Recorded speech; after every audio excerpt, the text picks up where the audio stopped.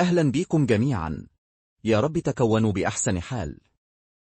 عارف إن كلنا دايما عندنا نفس السؤال، أزئي نخلي بطارية الآيفون تقعد فترة أطول وما نعتمدش على الشاحن طول الوقت؟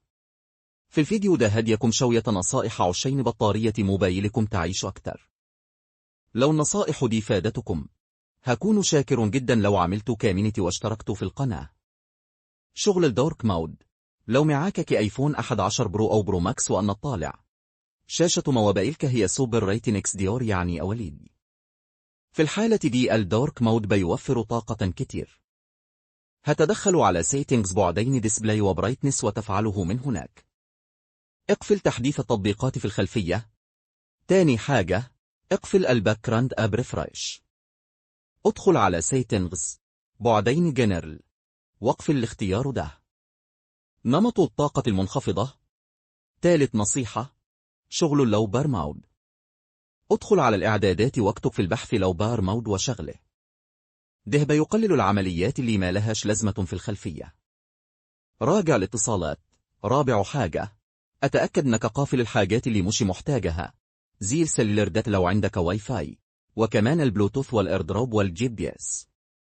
كل ده تقدر تتحكم فيه من الكنترول سنتر. الخصوصية والأمان. ادخل على سيتنجز بعدين برايفسي وسيكيورتي واختار اناليتكس وامبروفمنتس. اقفل الاختيارات دي لو شغالة عندك. شير ايفون اناليتكس وايكلاد اناليتكس وامبروف 3 وديكتاش. تقليل الحركة. ريدوس موشع عشان تريح المعالجة وتوفر بطارية. ادخل على سيتنجز بعدين اكسسبيليتي بعدين موشن وشغل اختيار ريدوس موش. هتلقي الموبل بقية أسرع كمان. ريستر الموبل مرة في الأسبوع. اعمل ريستارت للآيفون مرة كل أسبوع عشان تقفل أي عمليات معلقة وبتقلل استهلاك البطارية. قاعدة 80%. اشحن موبايلك لحد 80% أو 85% بس عشان تحافظ على عمر البطارية لأطول فترة ممكنة. ممكن تفعل خاصية Optimized Battery Charging. تحكم في الإشعارات. كل ما بيجيلك إشعار الشاشة بتنور وده يسحب بطارية.